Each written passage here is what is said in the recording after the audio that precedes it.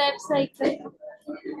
Okay, you say Krebs cycle, but if we are concerning with the electron transport system, अभी तो हमने क्या कहा, हम डिवाइस क्या कर रहे हैं, इलेक्ट्रॉन ट्रांसपोर्ट सिस्टम, तो क्या होगा?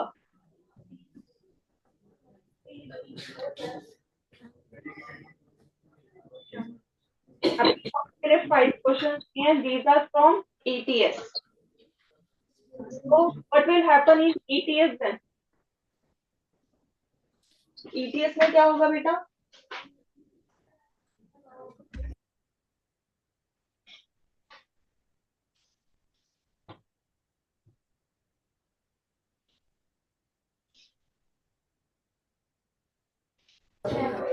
Ma'am, first question was what will happen if pyruvate cannot enter mitochondria? What will happen बेटा? TCA cycle will not start. Okay, you are right, but I'm saying these question were from ETS. ये ETS के question वाला question नहीं था, नहीं था। First question कोई और है। ये वाला क्वेश्चन नहीं था। No ma'am. कौन सा क्वेश्चन दिया था मैंने तुम्हें? फर्स्ट क्या था? What will happen to pyruvate cannot enter the mitochondria? Okay, that was the first question. चलो बताओ फिर उसका क्या था? उसका आंसर बोल रहे हो क्रेब्स साइकिल वाला? Yes ma'am. Then it's correct, then it's correct. ठीक है, सो नाउ सेकंड क्वेश्चन था, फिर यही था। Second question was this only. Second No, question, ma'am. why does oxygen deficiency stop ATP synthesis even if NADH, FADH2 are available? Okay, ये वाला जरा question लिखो पहले। Okay ma'am.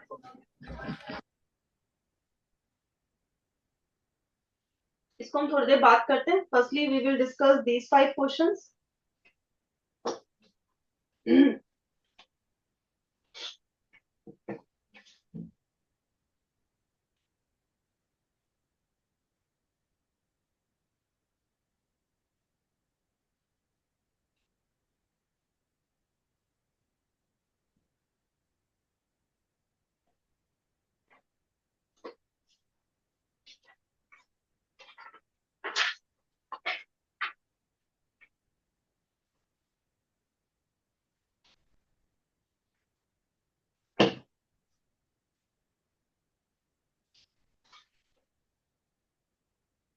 ये लिख लिया। चलो हम उस क्वेश्चन पे आते हैं। Why does oxygen deficiency stop ATP synthesis even if NADH and FADH2 are available? क्यों? इलेक्ट्रॉन का क्या रोल है ETS में? What is the role of oxygen?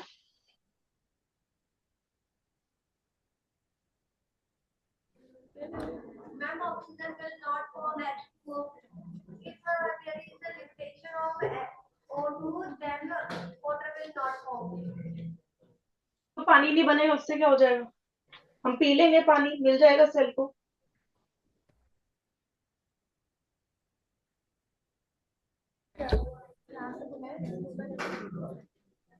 मैंने एक लाइन लिखवाई थी आप सबको, what is the role of oxygen? Oxygen क्या है? इट इज अ फाइनल, तो basically it is pulling electrons. जो भी इलेक्ट्रॉन्स है, जो भी रिडक्शन हो रही है, ठीक है, सारी साइकिल में क्या हो रहा है? What is happening? ठीक है, electron will move only when या तो ऑक्सीडेशन या तो रिडक्शन होगी, तभी ये होगा। अगर वो चीज नहीं होगी, अगर कोई चीज टूटेगी नहीं, तो क्या होगा? NADH और FADH का कोई रोल नहीं है। ठीक है, एक करंट जो हमें चाहिए, इट विल नॉट क्रिएटेड। ठीक है, तो इसका आंसर लिखो। Without oxygen, without oxygen ETS, without oxygen ETS stops because electrons cannot be accepted, because electrons cannot be accepted। Full stop करके लिखो। Proton pumping stop, proton pumping stops arrow करके लिखो, ATP synthase stops, ATP synthase stops. तो जहां पर अगर हमारा oxygen नहीं होगा, ठीक है, सो क्या होगा, इलेक्ट्रॉन का फ्लो नहीं होगा, क्योंकि देयर इज समथिंग ना, कुछ तो होना चाहिए जो कि इलेक्ट्रॉन को पकड़ रहा हो। जैसे हमने साइक्लिक नॉन साइक्लिक फोटोफॉस्फोराइलेशन की है, so there was also electron जो मूव कर रहा था। प्राइमरी एक्सेप्टर हमने पढ़ा था पियोफाइटिन, ठीक है। Then we learn in the cyclic we have special chlorophyll A dot, ठीक है। तो कोई पुल करने वाला होना चाहिए, only then they will move. So in ETS we have oxygen. ठीक है. Now move to the next question. So next question was, why does the inner mitochondrial membrane have folds? यही question था. Yes, ma'am. So what was the answer of this? किसने answer निकाला इसका? क्यों fold होते हैं?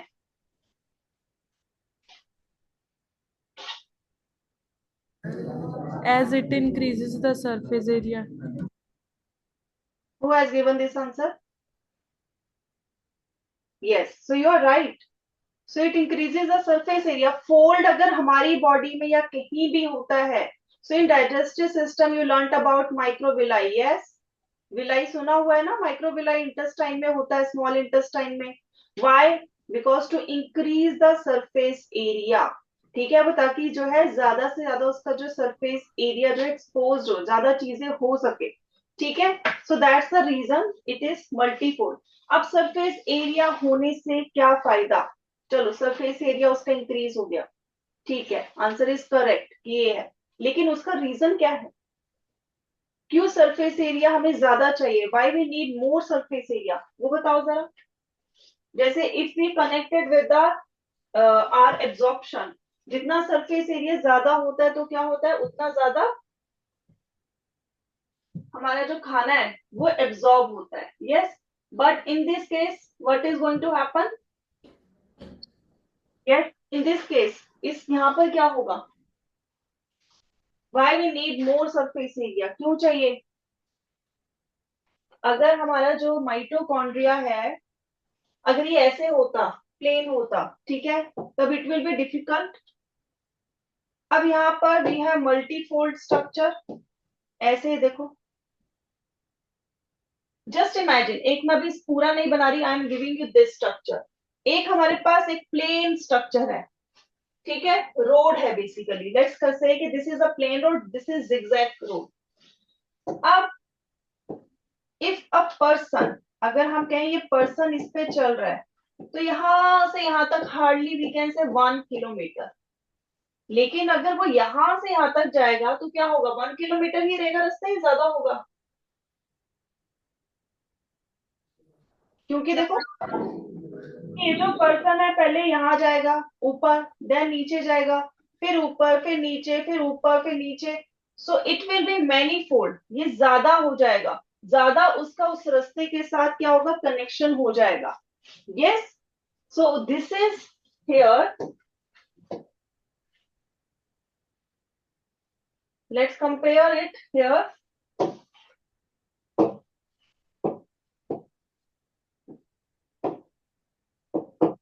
Now in this we have these fold like structure, these are called cristae.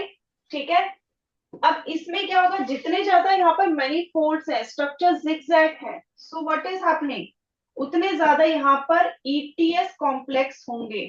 So we will have more ETS complex.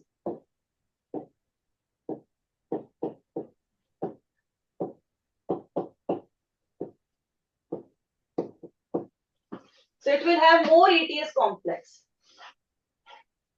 तो इसका answer आ जाएगा. So we can, ETS complex ज्यादा हो गया तो it means more ATP will synthesize. ठीक है, तो इसका आंसर लिखो, to increase surface area, to increase surface area for ETS complexes, to increase surface area,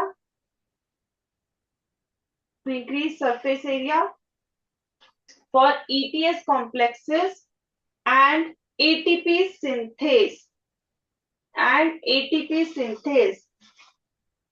ठीक है, तो इसके लिए ये होता है. So next question was what will happen if ATP synthase becomes blocked? इसका क्या आंसर है?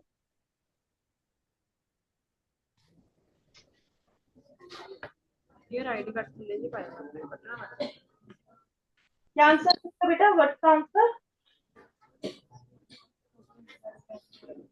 ATP will not be formed. ATP will not be formed. Yes, जो बना रहा है वो खराब है. ठीक है. सपोज कर लो कि आप जो है आटा पिसवाना चाहते हो, आपके पास बहुत सारा गेहूं है लेकिन पीसने वाली मशीन ही नहीं है, ग्राइंडर इज नॉट वर्किंग. तो क्या होगा? आटा नहीं बनेगा, सिर्फ क्या रह जाएगा आपके पास? सिर्फ गेहूं, और जो कि इकट्ठा होते होते होते कुछ टाइम बाद वो सड़ भी सकता है. तो यहाँ पर भी लिखो सेम चीज will happen here. even if proton gradient exists, even if proton gradient, even if proton gradient exists, comma, ATP cannot be produced. ATP cannot be produced. ठीक है, चाहे कितना भी प्रोटॉन ग्रेडियंट हो लेकिन वो जो मशीन है दैट इज नॉट वर्किंग, तो क्या होगा? एटीपी नहीं बनेगा. ठीक है, so that will happen. Now coming to next question, what will happen if complex 2 is destroyed but other complexes are intact? अब क्या होगा इस केस में?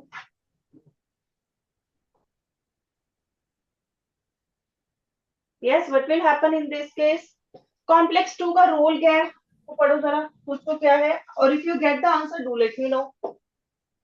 Did you get the answer?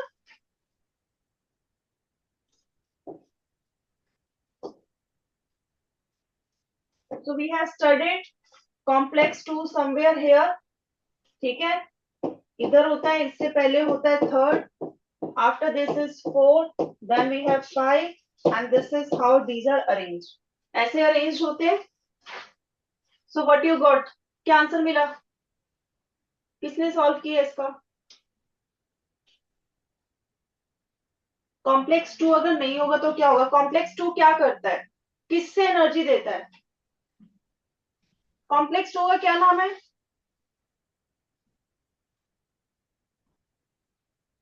What is the name of complex 2? Succinate dehydrogenase. Succinate dehydrogenase. और इसमें जो हमारे पास सबस्ट्रेट है that is going to give us ATP, कौन है? कौन है? NADH है या FADH2 है? FADH2. तो बेसिकली अगर ये ब्लॉक है, इफ दिस इज क्या FA, अब ध्यान से सुनो, कॉम्प्लेक्स 2 क्या प्रोटॉन पंपिंग करता है? क्या कॉम्प्लेक्स 2 प्रोटॉन पंप करता है बाहर की साइड, मैट्रिक्स से इनर इंटर मेम्ब्रेन स्पेस की तरफ करता है? No. तो it doesn't contribute in proton pumping. तो इसके प्रोटॉन तो इससे निकालना ही नहीं है, वो प्रोटॉन पंपिंग. तो ये एटीपी के बनने में तो कुछ हेल्प ऐसा करता नहीं है क्योंकि प्रोटॉन ग्रेडियंट इज रिक्वायर्ड. ठीक है, FADH2 वैसे भी 2 ही एटीपी देता है as compare to we have functional NADH. तो हमारे पास एक फंक्शनल NADH है जो कि इससे ज्यादा हमें जो है ATPs देता है, 3 ATPs देता है, and also it is also contributing in generating proton gradient. ये प्रोटॉन ग्रेडियंट में भी हेल्प करता है. But if we talk about complex 2 it doesn't help in either way. ठीक है, so we can say that only NADH pathway will work. ठीक है, थोड़ी सी एटीपी की जो आउटपुट है इट विल डिक्रीज क्योंकि थोड़ा सा तो इससे आता था 2 ATPs, वो नहीं आएगा, but still it function. But this ETS cycle still function. और अगर इसी का ऑपोजिट हो जाता, अगर ये कहा जाता NADH फंक्शनल नहीं है और इट इज डिस्ट्रॉयड, क्या हो जाता फिर? इसमें तो हमारी बहुत सी चीजें इफेक्टेड हो जाती. यहाँ से हमारी इलेक्ट्रॉन चेन वो इफेक्ट होती, यहाँ से हमारा प्रोटॉन पंपिंग इफेक्ट होती, यहाँ पर से हमारा एटीपी का जो अमाउंट था that also get affected.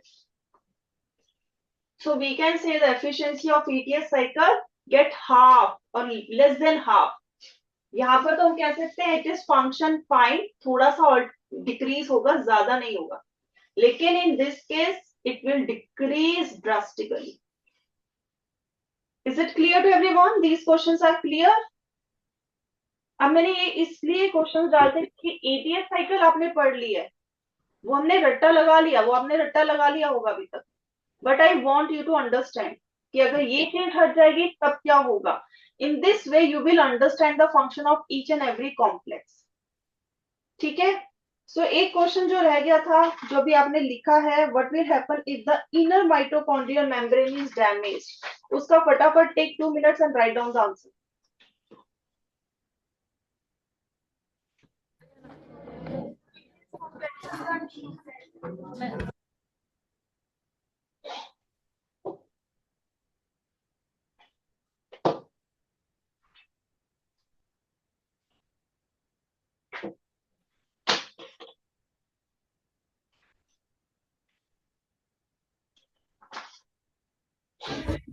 ETS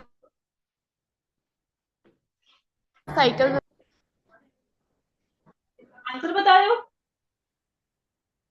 Yes, ma'am. हाँ, क्या बता रहे हो बेटा? ETS cycle will not work Yes, ETS cycle will not work. Why? लेकिन क्यों? Answer is right, but reason? because वो डैमेज हो जाएगी तो कॉम्प्लेक्सेस सारे नहीं फिर परफॉर्म होंगे, फंक्शन नहीं. फंक्शन नहीं करेंगे. तो inner, let's say that inner mitochondrial membrane में ही हमारा, इफ वी नो दैट, ठीक है, हम सबको पता है कि ये जो हमारा इनर माइटोकॉन्ड्रियल मेम्ब्रेन है, इसी में सारे स्ट्रक्चर्स जो है कॉम्प्लेक्सेस आर अरेंज्ड, सारे कॉम्प्लेक्स पांचों की पांचों इसी पे है. और यहां से मैट्रिक्स से जो प्रोटॉन्स है, it is moving towards inner membrane space. अगर ये बीच का ही ये हट जाएगा, ना कॉम्प्लेक्स होंगे ना प्रोटॉन ग्रेडियंट बनेगा, सो ईटीएस विल कोलैप्स. सो यहां पर आ जाएगा ईटीएस विल कोलैप्स.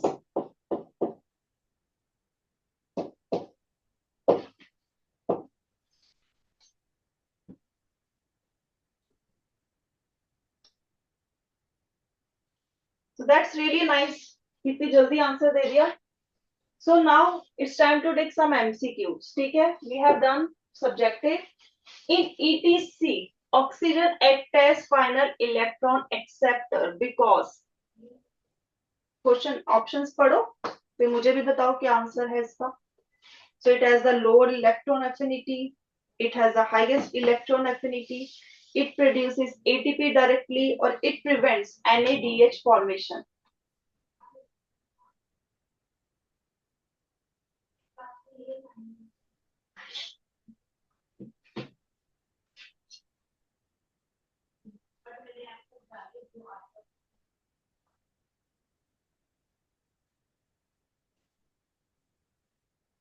हो गया.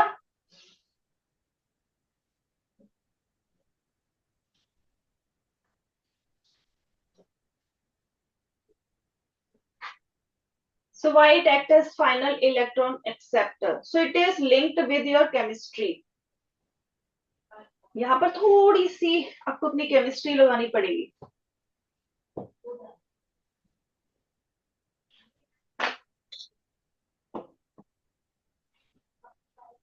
थोड़ा सा I am giving you hint here. Second option. D option. Okay, so you got it. Yes, so it has highest electron affinity. तो इलेक्ट्रॉन एफिनिटी ज्यादा है, इसी वजह से पुल द इलेक्ट्रॉन. ठीक है. तो अगर आपने केमिस्ट्री में पढ़ा होगा, हम O नेगेटिव लिखते हैं, हम O पॉजिटिव नहीं लिखते. ठीक है, because it accept electrons. Is it clear? अच्छा, noting down the question.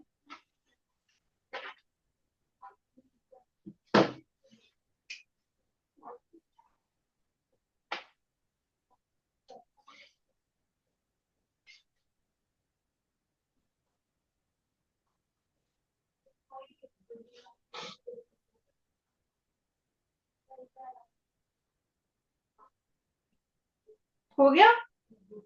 So let's move to the next MCQ. Why does FADH to produce pure ATP molecules than NADH in ETS. क्यों वो कम बनाता है ATP?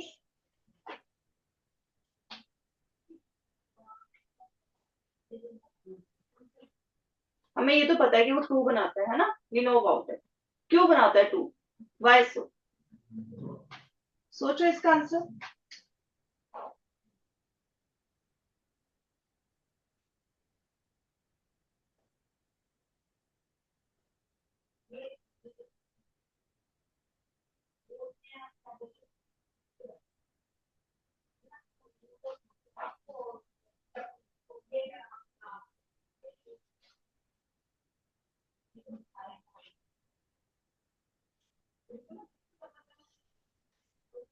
बताओ क्या होगा answer. NADH is unstable, ऐसा तो नहीं है. FATH2 binds oxygen too strongly. It doesn't bind. हमने तो कॉम्प्लेक्स में कहीं नहीं देखा ऑक्सीजन तो cytochrome. A option. Which option? A option. Yes, because it enters late. जिसकी एंट्री लेट होगी तो क्या होगा, उसकी कंट्रीब्यूशन कम हो जाएगी, है ना. So that is what. So it's A. So now moving to the next MCQ. Which of the following correctly matches complex and its function? इसको ध्यान से पढ़ो. ये देखो आपके चारों के चारों कॉम्प्लेक्स के बारे में. अगर आप ये चारों कॉम्प्लेक्स का रोल पता है, so you can easily answer this. So I think I'm coming in between. So I'll try कि मैं नीचे हो जाती हूँ so that you can read it. इसको पढ़ो. So complex 1 pumps proton and receives electrons from NADH. Complex 2 pumps proton. Complex 3 accept electrons directly from oxygen, and complex 4 produces ATP. A A option. option. Yes, Anubhav, is it right? Yes. So what is the why complex 2 is incorrect? ये बताओगे बेटा? Yes, sir. Right, second B option is incorrect. Ma'am जो complex 2 है वो H positive ions pump नहीं करता. That's nice. And what is the name of the second complex?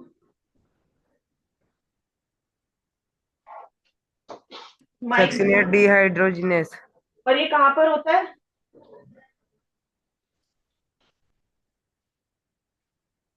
Mic off करके सब पता लगता है कहाँ से आंसर आ रहे हैं. कहाँ पर होता है? अच्छा साइकिल बता दो. किसी साइकिल में होता है, ग्लाइकोलाइसिस या क्रेब्स साइकिल में, किसी साइकिल में. ETC. अरे सीधा ETS में ही आता है ये. मैंने कल बताया था ये दोनों ही enzyme involve in Krebs cycle. ठीक है, उसी के जो एंजाइम्स को हम कॉम्प्लेक्स कह के we are using to generate ATP. So yes, answer is it's A. ठीक है, complex 1 pump proton receive electron from NADH. So it's NADH dehydrogenase. ATP synthase produces ATP because of. किस लिए वो ATP produce करता है? Again I'm coming in between. Flow of electrons down the gradient, flow of NADH to FADH2, or breakdown of glucose.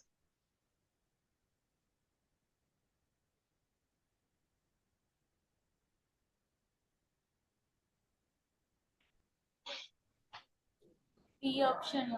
B option. Which option? B. B. Yes, flow of protons down their gradient. तो बाहर ज्यादा था, अंदर कम था, तो they are coming down their gradient. So that's why this is correct option. ठीक है? Now moving to reason assertion. Assertion says electron movement through ETS generates no ATP directly. Is it correct? Is it correct? Electron movement through ETS generates no ATP directly.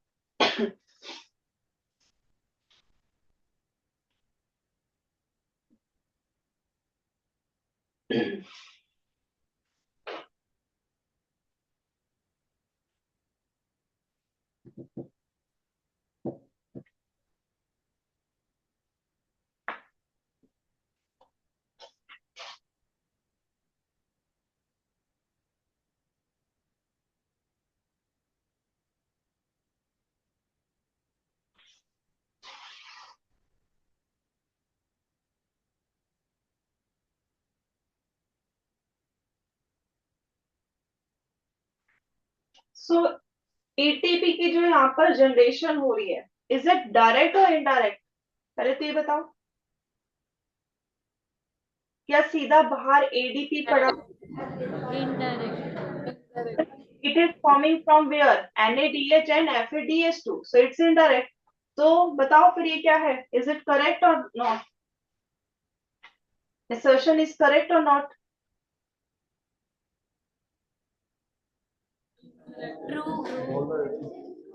It's true. Now reason is ATP is formed by ATP synthesis when protons flow back into the matrix. Is it correct? Basically they are saying ATP तब ही बन पाएगा ATP synthesis से जब proton gradient होगा. So is it correct? Yes. So this is also correct. So with this chapter is covered बेटा. इसमें कोई doubt है respiration में? Any doubt? No, No, ma'am. ma'am. Is it clear to everyone? Yes, ma'am. So now you told me कि next chapter would be biomolecules. Molecules. Yeah. Otherwise we are going to start in detail from tomorrow only. So but we have कुछ 5-6 minute से let's discuss about कि क्या चीजें हैं उसमें that we need to focus on. ठीक है? So biomolecule में we are going to start with the carbohydrate then proteins. ठीक है? क्योंकि protein is more important. सबसे ज्यादा important और जो क्वेश्चंस होंगे वो प्रोटीन से ही आएंगे because of enzymes, because of their structure. ठीक है? तो उसको थोड़ा सा हम डिटेल में पढ़ेंगे, माइकेलियस कांस्टेंट को पढ़ेंगे, एक्टिवेशन एनर्जी को पढ़ेंगे. So before this I want everyone please NCERT की बुक को फॉलो करना शुरू कर दो. ठीक है? क्योंकि what I observe in your class, NCERT नहीं पढ़ते आप लोग. एनसीईआरटी को पहले पढ़ो then go to the reference book. NCERT में बहुत डिटेल में कई चीजें दे रखी है जो कि आपको रेफरेंस बुक में नहीं मिलेगी. रेफरेंस बुक में इधर का उधर का बहुत ज्यादा हो जाता है and that makes you confuse. ठीक है? वो आपको कंफ्यूज कर देगा. पहले थोड़ी सी अंडरस्टैंडिंग लो कि वो चीज है क्या. पहले ये समझो कि आपने पढ़ना कितना है. ठीक है? ज्यादा चीजें अपने दिमाग में घुसाने से ये नहीं होता कि हमें सब आ जाएगा. वही चीजें अपने दिमाग में डालो जो रिक्वायर्ड है. ठीक है? जो आना है, जिसको हमें समझना है. नॉट एवरीथिंग कि आ जाओ ठीक है रेफरेंस बुक में सब दे दिया तो सभी पढ़ लो. एनसीईआरटी को पहले फॉलो करो. Make good notes. एनसीईआरटी की बुक में ही जो है, if you can make NCERT की बुक में जो टॉपिक है उसी के हैंड रिटन खुद के नोट्स उसी में पेस्ट करते चलो. Make your on book. ठीक है? So this is how you can crack competitive exam. ठीक है? क्योंकि कॉम्पिटिटिव एग्जाम का ऐसा नहीं होता कि 12th खत्म होने के बाद you will take coaching for the 2 months 3 months 5 months then you will crack it. Something will happen to you and you do the miracle. ठीक है? So miracle starts from the efforts. असली में नहीं होता, नहीं तो सारे जादूगर ही होते हैं यहाँ पर. ठीक है? सो आई होप कल आप सब बायोमोलिक्यूल्स पढ़ के आएंगे. क्या पढ़ के आना है? कार्बोहाइड्रेट्स पढ़ के आना है. कार्बोहाइड्रेट्स में क्या पढ़ के आना है? जो हमारे पास 3 कार्बोहाइड्रेट्स है, मोनोसेक्राइड्स, ऑलिगोसेक्राइड्स, पॉलीसेक्राइड्स. ठीक है? उसके बारे में थोड़ा पढ़ के आना है. क्लियर है? आपने, क्योंकि आपके सिलेबस हो चुका है, आपको मैम ने पढ़ाया होगा पहले, तो you can get the view from that. उसको एक बार थोड़ा सा पढ़ लोगे तो थोड़ा समझ आ जाएगा. Is it clear to everyone? ठीक है? चलो बाय स्टूडेंट, बाय एवरीवन. ये तो